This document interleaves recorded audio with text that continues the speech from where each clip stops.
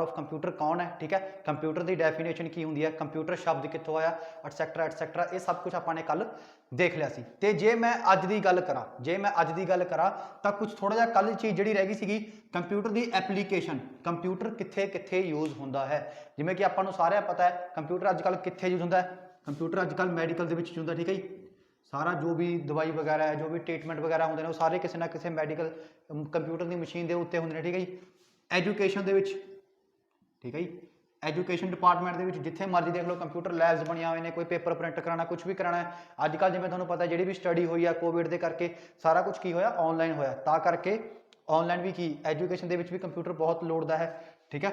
उस तो अलावा सारे जिवें इंजीनियरिंग होगी, ठीक है, इंजीनियरिंग की जी भी पढ़ाई है, या बड़े बड़े सिविल इंजीनियर हो गए, ठीक है, इलैक्ट्रॉनिक इंजीनियर हो गए, कोई भी इंजीनियरिंग के खेत्र के अपने को कंप्यूटर का बहुत योगदान है, ठीक है। तो अजकल बैंकिंग सिस्टम हो गया, बैंकिंग होगी, रेलवे होगी, सारिया किहदा बहुत ज़्यादा रोल है जी अपने को कंप्यूटर का, ठीक है। हाँ कंप्यूटर यूज़ कितने कितों होंदा है, मैडिकल लाइन के एजुकेशन के इंजीनियरिंग के रेलवे वगैरह के बैंकिंग में सारे कितने यूज़ होंदा, ठीक है।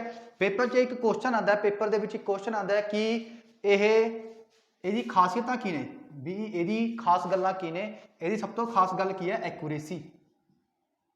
एक्यूरेसी बहुत घट चांस होंदे ने एक कंप्यूटर के रिजल्ट के कि वह गलत हो, ठीक है, बहुत घट चांस होंदे ने कंप्यूटर के रिजल्ट के कि वह गलत हो। मान लो तुमने 2+2 किया तो ऑब्वियस जी गल है वो 4 ही दिखाऊगा, 5 नहीं दिखाऊगा। 99% केस वो सही ही दिखाता, हो सकता है कदे ना कदे खुदा ना खासता किसी वायरस करके या किसी मालवेयर करके वो गलत दिखा दे, बट एक्यूरेसी लैवल उते बहुत ज़्यादा होंगे। सो एक्यूरेसी लैवल हुण मान लो तुसीं कोई गाना चलाया बब्बू मान का, तो ऐ नहीं है करण औजले का गाना चला दूगा, वो बब्बू मान का गाना ही चलाऊगा। तो एक्यूरेसी होंगी है 99.99% होंगी है, जो पॉइंट रह गया वो की है, ये कोई वायरस आ जाए कुछ भी आ जाए वो करके ना हो, वो अड्ड गल है। दूजा पेपर के क्वेश्चन आता है स्पीड, यदी स्पीड बहुत ज़्यादा फास्ट होंगी है। जे मैं थोड़ा कहा 10 अंकों की 10 अंकों गुणा करो, तुम नहीं कर सकते, बट कंप्यूटर की कर सकता जी, कंप्यूटर कर सकता है। अगला सब तो ज़्यादा इंपोर्टेंट पेपर आता है, पेपर के आता है कि रिलायबल है।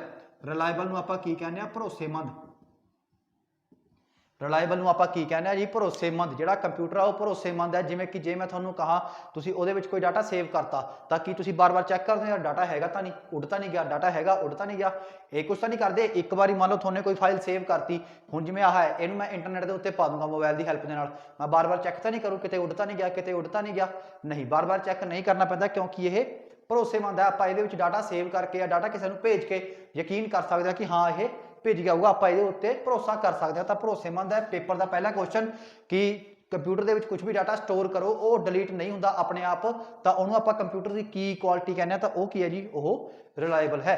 उस तो अगला क्वेश्चन आता है डेलीगेंस, ठीक है जी। डेलीगेंस, डेलीगेंस का मतलब होंगे जी मेहनती एक तरीके नाल। ਇਹਦਾ मतलब की है डेलीगेंस पेपर के आता है कि कंप्यूटर एको काम जो 50 बार करे, 100 बार करे, 200 बार करे वो बोर नहीं होंदा। इस क्वालिटी की कहते हैं, इस क्वालिटी कंप्यूटर की डेलीगेंसी कहते हैं। यदा मतलब की है वो एक काम 10 बार भी कर सकता, 20 बार भी कर सकता, 100 बार भी कर सकता, वो कदे भी बोर नहीं होंदा। तो या थोनों मुड़ के ये नहीं कहता कि यार मैं तो ये काम करता नहीं, ठीक है, ये की है वो खास गल है जी, ठीक है। सो ये तो वो फायदे हो गए। जे मैं वो नुकसान की गल करा तो वो की है जी अज के टाइम के IQ की है जी 0। यदा मतलब की है कंप्यूटर का IQ की है जी 0 है। कंप्यूटर अपना दिमाग कदे भी नहीं लाऊगा, उन्होंने जिन्ना तुसीं इंस्ट्रक्शंस दोगे उन्ने ही काम करूगा। तो पेपर के क्वेश्चन आता है कि कंप्यूटर का IQ लैवल कितना होंदा, तो कंप्यूटर का IQ कितना होंदा जी 0 होंदा। थले कमेंट तुहानूं करके दसना कि IQ की फुल फॉर्म की होंदी है, ठीक है जी। तो अगली ये की है जी इलैक्ट्रीसिटी। इलैक्ट्रीसिटी वैसे तो यह फायदा भी है तो नुकसान भी है कि कंप्यूटर की है हमेशा इलैक्ट्रीसिटी नाल ही काम करता है। जे इलैक्ट्रीसिटी नहीं होगी तो कंप्यूटर चलूगा नहीं, ठीक है जी। जे इलैक्ट्रीसिटी नहीं होगी तो कंप्यूटर चलूगा नहीं, ता करके ये इलैक्ट्रीसिटी के उत्ते चलता है। ये भी नुकसान है क्योंकि जो इलैक्ट्रीसिटी नहीं हुई तो अपने काम सारे की होंगे बंद हो जाएंगे। सो कंप्यूटर के कुछ फायदे ने, कुछ की ने नुकसान ने, ठीक है जी। इनू एक बार नोट कर लो, पेपर च आ आता है भरोसेमंद, मेहनती और इहदा IQ कितना है। ये 3 पेपर च क्वेश्चन आते हैं, नोट कर लो।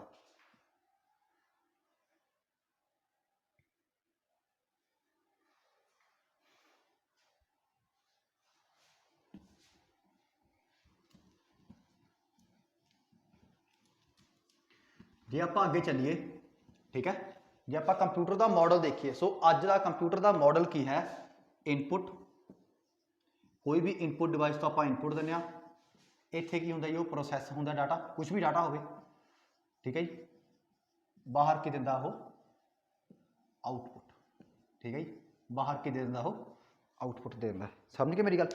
इनपुट प्रोसैस ते आउटपुट, I/P का मतलब क्या होंदा इनपुट, O/P का मतलब क्या होंदा आउटपुट, ठीक है जी। इनपुट का मतलब की है, तुसी मान लो कोई गाना चला रहे हो या तुसी 2+2 करवाना, ठीक है, तुसी 2+2 करवाना, तुसी की कहोगे इनपुट नूं की कहोगे 2 ते 2, ਇਹਦਾ कोई मतलब तो नहीं 2 ते 2 का। प्रोसैस की करूगा वो, थोने मान लो 2+2 करवाना तो उन्हें प्रोसैस की करता 2+2, आउटपुट थोड़े को की आ गई जी 4। क्लीयर है जी? आउटपुट थोड़े को की आ गई 4। सो एक ही प्रोसैसर है, एक ही प्रोसैसर है, एक ही इनपुट डिवाइस ने, जिमें कि इनपुट डिवाइस के विच की आ गया, इनपुट डिवाइस के विच आ गया कीबोर्ड, कल मैं करवा के हटा सी कीबोर्ड, माउस, MICR, स्कैनर, ये सारियां की ने जी अपने कोले इनपुट डिवाइस ने। प्रोसैसर दे विच की आ गया, प्रोसैसर दे इनबिल्ट पार्ट दस रहा मैं, की आ गया जिवें ALU, CU, मैमरी, ये किहदे विच आ गया सारा मेन मैमरी, ठीक है जी, मेन मैमरी। ये किहदे विच आ गया जी प्रोसैसर दे विच आ गया। जे मैं आउटपुट की गल करा, आउटपुट डिवाइसिस किहड़ियां होणगे जिहड़े आउटपुट काम करदियां ने, जिवें कि प्रिंटर हो गया, ठीक है जी, स्पीकर हो गया, मोनीटर हो गया, ये की ने जी अपने कोले आउटपुट डिवाइसिस। हुण देखो पेपर 'च क्वेश्चन आंदा है कि प्रोसैसर की लैंदा है, या आपां प्रोसैसर नूं की दिंदे हां, तां आपां प्रोसैसर नूं की दिंदे जी डाटा दिंदे हां। हाँ जी, आपां प्रोसैसर नूं की दिंदे आ डाटा दिंदे आ। डाटा का मतलब की है, इहदा अपने आप दे विच कोई भी मतलब नहीं हुंदा। देखो 2,2 इहदा अपने आप दे विच कोई भी मतलब नहीं है, ते प्रोसैसर की करदा है, उहनूं प्रोसैस करदा है, वो जो भी कहूगा, जिवें 2+2 2 ते 2 नूं की करना प्लस, तां प्लस, गुणा करना तां गुणा करूँ, माइनस करना तां माइनस करूँ, ठीक है। ते प्रोसैसर अगे दिंदा की है जी इनफॉर्मेशन। पेपर दे विच बहुत इंपॉर्टेंट क्वेश्चन है जी ये, कि प्रोसैसर लैंदा की है डाटा लैंदा है, ते दिंदा की है इनफॉर्मेशन। मोस्ट इंपॉर्टेंट क्वेश्चन, या इनपुट की दिंदा है प्रोसैसर नूं डाटा दिंदा है, या अनप्रोसैस्ड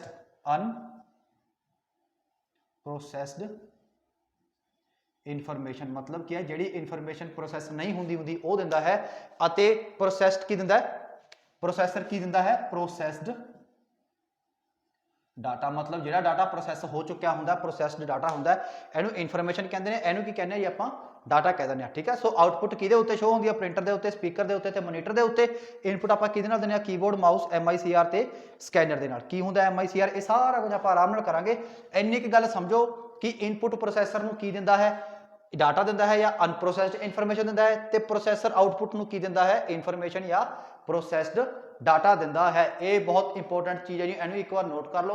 हुण जो आपां पढ़ांगे, हुण पहला आपां इनपुट डिवाइसिस पढ़ांगे, फिर आपां आउटपुट डिवाइसिस पढ़ांगे, फिर आपां प्रोसैसर दे विच ALU की हुंदा, CU की हुंदा, मेन मैमरी दे विच मैमरी किहड़ी-किहड़ी हुंदी है, सारा कुछ आपां एक्सप्लेन दे विच पढ़ांगे। अज जो आपां पढ़ांगे, अज आपां पढ़ांगे जी इनपुट डिवाइसिस दे बारे, किहड़ियां-किहड़ियां अपने कोले इनपुट डिवाइसिस हुंदियां ने। अज आप पढ़ांगे अपने को किहड़ियां इनपुट डिवाइसिस हुंदियां ने, ते उहदे विचों किहड़े-किहड़े क्वेश्चन बनते हैं, मोस्ट इंपोर्टेंट क्वेश्चन बनते हैं जी। इनपुट डिवाइस तो बहुत ज़्यादा क्वेश्चन बनते हैं पेपर दे विच। सब तो पहली इनपुट डिवाइस अपने को किहड़ी है जी, कीबोर्ड। सब तो पहली अपने को इनपुट डिवाइस किहड़ी है जी, कीबोर्ड। सब तो पहली अपने को इनपुट डिवाइस किहड़ी है जी, कीबोर्ड। तो कीबोर्ड की हुंदा जी, कीबोर्ड की हुंदा है जो डाटा एंटर करने लई वरत्या जाता है, use to enter the data in the system. System का मतलब कंप्यूटर या प्रोसैसर, कंप्यूटर या प्रोसैसर दे विच जो डाटा एंटर करने लई जिहड़ा सिस्टम या जिहड़ा पैरीफेरल वरत्या जाता है, पैरीफेरल भी कह दिंदे ने, ठीक है जी। कोई भी माउस है, कीबोर्ड है, जिहड़ा हत्थ ला सकदे आपां हार्डवेयर, उहनूं आपां एक नाम होर भी की है, पैरीफेरल, उन्होंने आपां पैरीफेरल भी कह दिंदे हाँ। तो use to enter the data, किसी भी तरीके का डाटा एंटर करने दे लई की सिस्टम दे विच उहनूं आपां की यूज करदे आ, कीबोर्ड यूज करदे आ। हुण अपने कोले देखो सब तो पहला ये देख लो, कीबोर्ड की इन्वेंशन किहने कीती सी, या फादर ऑफ कीबोर्ड किहनूं कहा जाता है, पेपर का मोस्ट इंपोर्टेंट क्वेश्चन है। सो कीबोर्ड की खोज किहने कीती सी जी, क्रिस्टोफर लैंथम शॉल्स, ठीक है जी। क्रिस्टोफर लैंथम शॉल्स ने की कीती सी जी कीबोर्ड की खोज की सीगी, ठीक है, क्रिस्टोफर लैंथम शोल्स। ये तो याद रखना है, ਇਹਦੀ कीबोर्ड की खोज किने की थी, क्रिस्टोफर लैंथम शोल्स ने। हुण मैंने इत्थे क्या use to enter the data, data enter कराने लिए आपां यूज करते हैं कीबोर्ड का। हुण अपने कोले डाटा किन्ने प्रकार का हुंदा है, अपने कोले डाटा 3 प्रकार का हुंदा है, बहुत ही ध्यान नाल समझ लिओ। आपां अपनी कंपीटीटिव की गल कर रहे हैं, वैसे जे आपां डाटा देखिए ना, इनपुट डाटा बहुत तरीके का होंगे, बट आप अपने हिसाब नाल देखिए पेपर च, पेपर के पॉइंट ऑफ व्यू नाल देखिए तो डाटा 3 प्रकार का होंगे। तुहानूं क्वेश्चन क्या आऊगा वो भी मैं दसूँगा। जिवें क्वेश्चन ये आता है कि कीबोर्ड की इन्वेंशन किने की थी, क्रिस्टोफर लैंथम शोल्स ने। अगे क्या डाटा किन्ने प्रकार का होंगे, 3 प्रकार का, अल्फाबैटिक डाटा, न्यूमैरिक डाटा आते अल्फा न्यूमैरिक डाटा। देखो अल्फाबैटिक का मतलब की है, जिहदे ए तो लैके Z तक वर्ड्स होण, ठीक है, लैटर होण, उहनूं आपां की कहने अल्फाबैटिक डाटा। न्यूमैरिक डाटा का मतलब जिहदे विच 0 तो लैके 9 तक शब्द होण सिर्फ, उहनूं की कहने आपां न्यूमैरिक डाटा। ते जिहदे विच ABCD भी होवे, स्पैशल करैक्टर, स्पैशल करैक्टर मतलब आह जिवें हैशटैग @ हो गया, डॉलर का साइन हो गया, ठीक है, कोई भी यह जा, कोई इक्वल टू का साइन, कोई परसेंटेज का साइन, ये की होंदे ने स्पैशल करैक्टर, जिहदे विच ए भी होण, अल्फाबैटिक भी होवे, न्यूमैरिक भी होवे, उहनूं आपां की कहने आ अल्फा न्यूमैरिक डाटा। उहनूं आपां की कह दिंदे जी, अल्फा न्यूमैरिक डाटा कह दिंदे आ। हुण जे मैं कहा अल्फाबैटिक डाटा की एग्जाम्पल की है, पेपर च आंदी आ हुण ये कि अल्फाबैटिक एग्जाम्पल की की है, अल्फाबैटिक डाटा की एग्जाम्पल की है, तो किसी का एड्रैस, किसी का भी एड्रैस।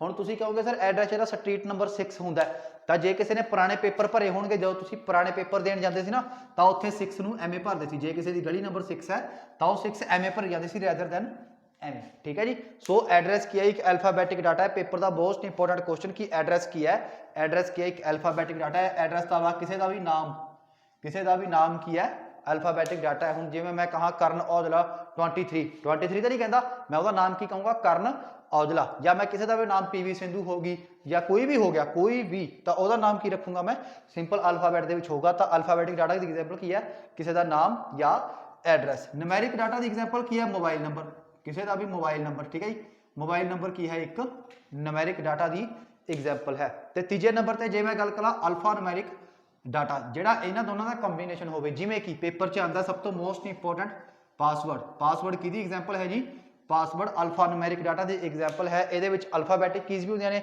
स्पैशल करैक्टर भी होंगे ने। तो एक होर मोस्ट इंपोर्टेंट है कि ईमेल आईडी, ईमेल आईडी जी आप भरते हैं ना, जिवें मेरी है अमित JSH005@gmail.com, वो की यूज होंगे ने, सारे ही यूज होंगे ने, स्पैशल करैक्टर भी, न्यूमैरिक डाटा भी, अल्फाबैटिक डाटा भी। उन्होंने आप की कहते हैं अल्फा न्यूमैरिक डाटा। तो प्रॉपर तौर पर अपने को 3 तरीके का डाटा होंदा है, अल्फाबैटिक डाटा, न्यूमैरिक डाटा तो अल्फा न्यूमैरिक डाटा। क्लीयर है जी। उस तो बाद आ गया अपने को पेपर च एक शब्द आता है QWERTY, ये की है पेपर च होंगे, क्वार्टी की है, तो क्वार्टी एक टाइप ऑफ कीबोर्ड है जी, क्वार्टी एक टाइप ऑफ कीबोर्ड है। थोड़े कदे सोचा भी जिहड़ा कीबोर्ड होंदा है वो ए क्यों नहीं होंदा, भी ए इत्थे काहतों होंदा, भी ABCD लाइन दे विच क्यों नहीं लिखी होंदी। थोड़े कदे सोचा होगा ABCD लाइन दे विच क्यों नहीं होंदी, तो ABCD लाइन दे विच तां नहीं होंदी, उहनूं इस हिसाब नाल बनाया गया। हुण जे मैं कहा चीची, चीची थोड़ी बहुत घट यूज होंदी है, पर थोड़े आ जिहड़े 2 हत्थ ने ये थोड़े बहुत ज़्यादा यूज होंदे ने, बाकी मूरले 2, तां करके उहनूं इस तरीके का तां बनाया गया कि ये उंगलां नाल जिहड़े शब्द अपने डिक्शनरी दे विच, अपने या शब्दावली दे विच ज़्यादा आउंदे ने, तुसीं इत्थों टाइप करो, जिहड़े घट आउंदे ने ओह इत्थों टाइप करो। तो उहनूं इस तरीके नाल बनाया गया। जिवें क्यू शब्द है, वो क्यू नाल, क्यू नूं आपां चीची नाल लभदे हां, आई थिंक P हो गया, ये बहुत घट आउंदे ने, तां करके इत्थों दबे जांदे ने। थोड़े दिमाग 'च क्वेश्चन आया होगा ये ऐ क्यों होंदे ने, ये तां होंदे ने क्योंकि अपने ज़्यादातर जिहड़े शब्द ने, जिहड़े जल्दी जल्दी फास्ट दबने होंदे ने, वो इत्थे इत्थे रहिंदे ने, चीचियां ते नहीं होंदे। तां करके चीची दे विच या ओह शब्द होंदे ने जिहड़े बहुत घट यूज होंदे ने, तां करके उहनूं इस तरीके का बनाया गया। पेपर च क्वार्टी की है, तो क्वार्टी एक टाइप ऑफ कीबोर्ड है। क्लीयर है जी। हुण कीबोर्ड तो अगला क्वेश्चन आता है, कीबोर्ड तो अगला क्वेश्चन आता है कि कीबोर्ड दे विच फंक्शनल कीज़ होंदियां ने। कीबोर्ड दे विच पहला तो यह आता है कीबोर्ड किन्ने तरीके का होंदा है। कीबोर्ड होंदा जी एक स्टैंडर्ड कीबोर्ड, स्टैंडर्ड, दूजा मल्टीमीडिया कीबोर्ड। क्लीयर जी। एक स्टैंडर्ड कीबोर्ड होंदा है, एक मल्टीमीडिया कीबोर्ड होंदा है। पहला फर्क समझ लो। स्टैंडर्ड वो होंदा जी जिहदे विच तुहाडे कोल 104 कीज़ होंदियां ने, कदे 100 4 कीज़ ਹੁੰਦੀਆਂ ਨੇ। कीज़ ਦਾ मतलब ਬਟਨ, ਜਿਹਦੇ ਉੱਤੇ 104 कीज़ ਹੁੰਦੀਆਂ ਨੇ, ਉਹ ਕੀ ਹੁੰਦਾ ਸਟੈਂਡਰਡ ਕੀਬੋਰਡ।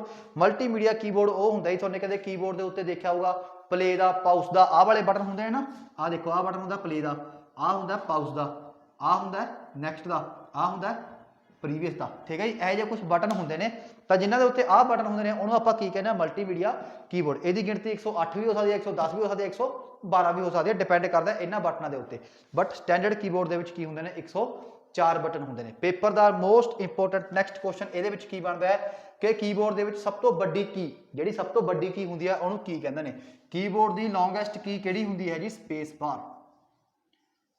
ਕੀਬੋਰਡ ਦੀ ਲੌਂਗੈਸਟ ਕੀ ਕਿੱਥੇ ਹੁੰਦੀ ਹੈ ਜੀ, ਸਪੇਸ ਬਾਰ ਹੁੰਦੀ ਹੈ। ਜੇ ਮੈਂ ਤੁਹਾਨੂੰ ਕਹਾਂ ਆਪਣੇ ਕੋਲੇ ਇਸ ਤਰੀਕੇ ਦਾ ਕੁਝ ਕੀਬੋਰਡ ਹੁੰਦਾ ਜੀ, ਮੈਂ ਤੁਹਾਨੂੰ ਇੱਕ ਅੰਦਾਜ਼ਾ ਦੱਸਾਂ, ਤਾਂ ਉੱਪਰ ਕੀ ਹੁੰਦੀਆਂ ਨੇ ਆਪਣੇ ਕੋਲੇ, ਫੰਕਸ਼ਨਲ ਕੀ, ਉੱਪਰ ਕੀ ਹੁੰਦੀਆਂ ਨੇ ਆਪਣੇ ਕੋਲੇ ਫੰਕਸ਼ਨ ਕੀਜ਼, ਉਰੇ ਕੀ ਹੁੰਦੀਆਂ ਨੇ ਆਪਣੇ ਕੋਲੇ ਅਲਫਾਬੈਟਿਕ ਕੀਜ਼, ਉਰੇ ਕੀ ਹੁੰਦੀਆਂ ਨੇ ਆਪਣੇ ਕੋਲੇ ਨਿਊਮੈਰਿਕ ਕੀਜ਼। ਅਲਫਾਬੈਟਿਕ ਕੀਜ਼ ਤੇ ਉਰੇ ਕੀ ਹੁੰਦੀਆਂ ਨੇ ਆਪਣੇ ਕੋਲੇ ਨਿਊਮੈਰਿਕ ਕੀਜ਼, ਉਰੇ ਆਪਣੇ ਕੋਲੇ ਸਪੇਸ ਬਾਰ ਹੁੰਦਾ, ਉਰੇ ਆਪਣੇ ਕੋਲੇ ਸਪੈਸ਼ਲ ਕੀਜ਼ ਹੁੰਦੀਆਂ ਨੇ, ਉਹ ਸਾਰੀਆਂ ਆਪਾਂ ਕਰਾਂਗੇ, ਠੀਕ ਹੈ ਜੀ। ਸੋ ਆਪਣੇ ਕੋਲੇ ਕੀ ਹੁੰਦੇ ਨੇ ਜੀ, ਇਹ ਕੁਝ ਇਸ ਤਰੀਕੇ ਦਾ ਆਪਣੇ ਕੋਲੇ ਕੀ ਹੁੰਦਾ ਕੀਬੋਰਡ ਹੁੰਦਾ ਹੈ। ਉਰ ਤੱਕ ਨੋਟ ਕਰ ਲਓ।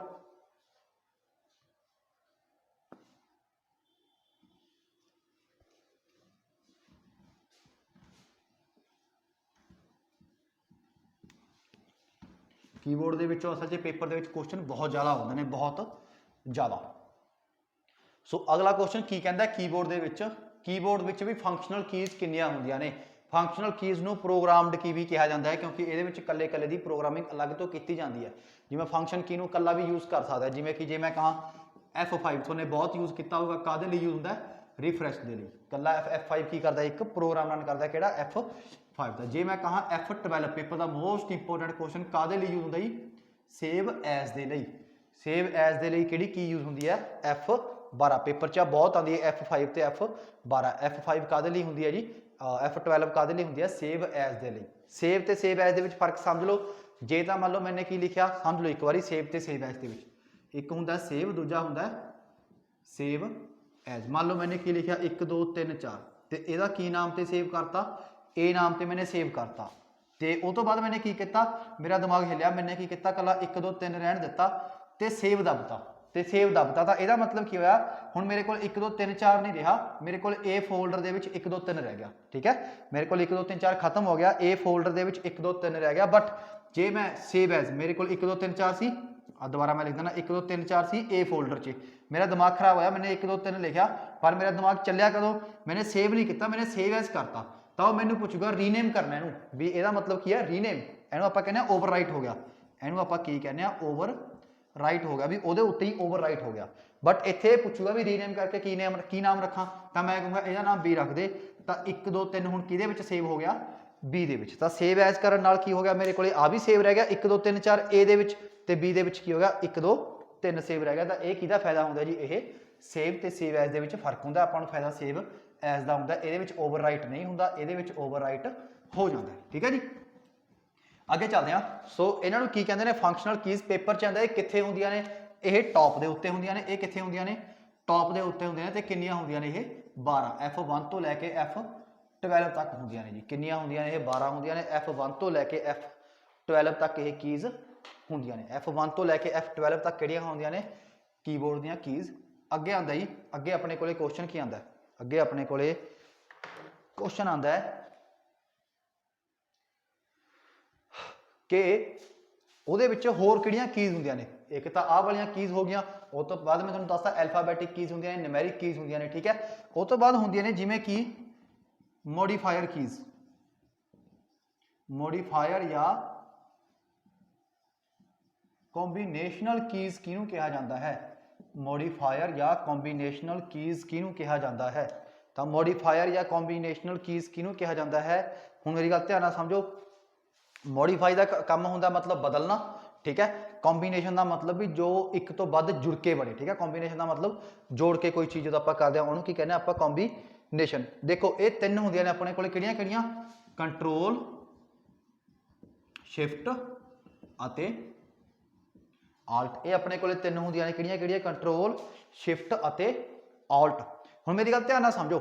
ਦੇਖੋ ਜੇ ਮੈਂ ਕਹਾ ਮੋਡੀਫਾਇਰ ਕੀਜ਼ ਜਾਂ ਕੰਬੀਨੇਸ਼ਨਲ ਕੀ, ਤਾਂ ਇਹਦਾ ਮਤਲਬ ਕੀ ਹੈ ਕੰਟਰੋਲ ਸ਼ਿਫਟ ਤੇ ਆਲਟ ਇਹਨੂੰ ਕਹਿੰਦੇ ਕਿਉਂ ਨੇ ਮੋਡੀਫਾਈ ਦਾ ਮਤਲਬ ਕੀ ਹੁੰਦਾ ਬਦਲਣਾ ਹੁਣ ਜੇ ਮੈਂ ਕਹਾ ਕੱਲਾ A ਦੱਬਿਆ ਤਾਂ ਕੱਲਾ A ਦੱਬ ਕੇ ਤੁਹਾਨੂੰ ਸਕਰੀਨ ਤੇ ਕੀ ਸ਼ੋ ਹੋਊਗਾ ਕੱਲਾ A ਪਰ ਜੇ ਮੈਂ ਕੰਟਰੋਲ ਦੇ ਨਾਲ ਪਲੱਸ A ਦੱਬਿਆ ਤਾਂ ਇਹਦਾ ਮਤਲਬ ਕੀ ਹੋ ਗਿਆ ਸਿਲੈਕਟ ਆਲ ਇਹਦਾ ਮਤਲਬ ਕੀ ਹੋ ਗਿਆ ਜੀ ਸਿਲੈਕਟ ਆਲ ਤਾਂ ਇੱਥੋਂ ਆਪਾਂ ਨੂੰ ਕੀ ਪਤਾ ਲੱਗ ਗਿਆ ਇੱਥੋਂ ਆਪਾਂ ਨੂੰ ਇਹ ਪਤਾ ਲੱਗ ਗਿਆ ਕਿ ਵੀ ਇਹਨੇ A ਦਾ ਫੰਕਸ਼ਨ ਚੇਂਜ ਕਰਤਾ ਕੰਟਰੋਲ ਦੇ ਨਾਲ ਕੀ ਕਰਤਾ ਮੋਡੀਫਾਈ ਕਰਤਾ ਕਿਹਦਾ ਫੰਕਸ਼ਨ A ਦਾ ਫੰਕਸ਼ਨ ਪਹਿਲਾਂ A ਦਾ ਕੰਮ ਕੀ ਸੀ ਕੱਲਾ A ਦੱਬਣਾ ਹੁਣ A ਦਾ ਕੰਮ ਕੀ ਹੋ ਗਿਆ ਸਿਲੈਕਟ ਆਲ ਕਰਨਾ ਤਾਂ ਇੱਥੋਂ ਆਪਾਂ ਨੂੰ ਕੀ ਪਤਾ ਲੱਗ ਗਿਆ ਇਹਨੇ A ਦਾ ਕੰਮ ਬਦਲਤਾ ਉਵੇਂ ਜੇ ਮੈਂ S ਦੀ ਗੱਲ ਕਰਾਂ ਤਾਂ S ਦਾ ਮਤਲਬ ਕੀ ਹੁੰਦਾ ਕੱਲਾ S ਦੱਬਣਾ ਪਰ ਜੇ ਮੈਂ ਕੰਟਰੋਲ ਪਲੱਸ S ਕਰਦਾ ਤਾਂ ਇਹਦਾ ਮਤਲਬ ਕੀ ਹੋ ਗਿਆ ਸੇਵ ਕਰਨਾ ਇਹਦਾ ਮਤਲਬ ਕੀ ਹੋ ਗਿਆ ਜੀ ਸੇਵ ਕਰਨਾ ਕੱਲਾ A ਦੱਬਣਾ ਕੰਟਰੋਲ A ਸਿਲੈਕਟ ਆਲ ਉਵੇਂ ਜੇ ਮੈਂ ਕਹਾਂ ਕੰਬੀਨੇਸ਼ਨਲ ਕੀ ਦਾ ਮਤਲਬ ਕੀ ਹੋਇਆ ਕੰਟਰੋਲ ਆਲਟ ਤੇ ਸ਼ਿਫਟ ਕਦੇ ਵੀ ਇਕੱਲੇ ਨਹੀਂ ਆਉਂਦੇ ਕੰਟਰੋਲ ਆਲਟ ਤੇ ਸ਼ਿਫਟ ਕਦੇ ਵੀ ਇਕੱਲੇ ਨਹੀਂ ਆਉਂਦੇ ਹਮੇਸ਼ਾ ਕਿਸੇ ਨਾ ਕਿਸੇ ਦੇ ਨਾਲ ਹੀ ਆਉਣਗੇ ਜਿਵੇਂ ਮੈਂ ਇਕੱਲਾ ਕੰਟਰੋਲ ਦੱਬਦਾ ਇਕੱਲੇ ਕੰਟਰੋਲ ਦਾ ਕਦੇ ਵੀ ਕੋਈ ਮਤਲਬ ਨਹੀਂ ਬਣਦਾ ਕਦੇ ਵੀ ਕੋਈ ਮਤਲਬ ਨਹੀਂ ਬਣਦਾ ਠੀਕ ਹੈ ਜੀ ਪੇਪਰ ਦਾ ਇੱਕ ਮੋਸਟ ਇੰਪੋਰਟੈਂਟ ਕੁਐਸਚਨ ਕਿ ਕੰਪਿਊਟਰ ਨੂੰ ਰੀਸਟਾਰਟ ਕਰਨ ਦੇ ਲਈ ਕੀ ਦੱਬਣਾ ਪੈਂਦਾ ਹੈ ਕੰਪਿਊਟਰ ਨੂੰ ਰੀਸਟਾਰਟ ਕਰਨ ਦੇ ਲਈ ਕੀ ਦੱਬਣਾ ਪੈਂਦਾ ਹੈ ਕੰਟਰੋਲ ਪਲੱਸ ਆਲਟ ਪਲੱਸ ਡਿਲੀਟ ਆ ਤਿੰਨ ਕੀਜ਼ ਦੱਬਣੀਆਂ ਪੈਂਦੀਆਂ ਨੇ ਕਾਹਦੇ ਲਈ ਕੰਪਿਊਟਰ ਨੂੰ ਰੀਸਟਾਰਟ ਕਰਨ ਦੇ ਲਈ ਪੇਪਰ ਦਾ ਅਗਲਾ ਮੋਸਟ ਇੰਪੋਰਟੈਂਟ ਕੁਐਸਚਨ ਕੰਪਿਊਟਰ ਨੂੰ ਰੀਸਟਾਰਟ ਕਰਨ ਦੇ ਲਈ ਕਿਹੜੀਆਂ ਤਿੰਨ ਕੀਜ਼ ਦੱਬਣੀਆਂ ਪੈਂਦੀਆਂ ਨੇ ਕੰਟਰੋਲ ਆਲਟ ਪਲੱਸ ਡਿਲੀਟ ਕੀਜ਼ ਦੱਬ ਕੇ ਕੰਪਿਊਟਰ ਨੂੰ ਆਪਾਂ ਕੀ ਕਰ ਸਕਦੇ ਹਾਂ ਰੀਸਟਾਰਟ ਕਰ ਸਕਦੇ ਹਾਂ ਕਦੇ ਕਦੇ ਹੈਂਗ ਹੋ ਜਾਂਦਾ ਨਾ ਕੰਪਿਊਟਰ ਤਾਂ ਉਹ ਹੈਂਗਿੰਗ ਤੋਂ ਪ੍ਰੀਵੈਂਟ ਕਰਨ ਦੇ ਲਈ ਆਪਾਂ ਕੀ ਯੂਜ਼ ਕਰਦੇ ਹਾਂ ਕੰਟਰੋਲ ਪਲੱਸ ਆਲਟ ਪਲੱਸ ਡਿਲੀਟ ਨੂੰ ਯੂਜ਼ ਕਰਦੇ ਹਾਂ ਰੀਸਟਾਰਟ ਕਰਨ ਦੇ ਲਈ ਜਾਂ ਰੀਬੂਟ ਵੀ ਕਹਿ ਦਿੰਦੇ ਨੇ ਇਹਨੂੰ ਰੀਸਟਾਰਟ ਵੀ ਕਹਿ ਦਿੰਦੇ ਨੇ ਤੇ ਰੀਬੂਟ ਵੀ ਕਹਿ ਦਿੰਦੇ ਹਨ ਅਗਲਾ ਪੇਪਰ 'ਚ ਆਉਂਦਾ ਹੈ ਕਿ ਆਪਣੇ ਕੋਲੇ ਐਰੋ ਕੀਜ਼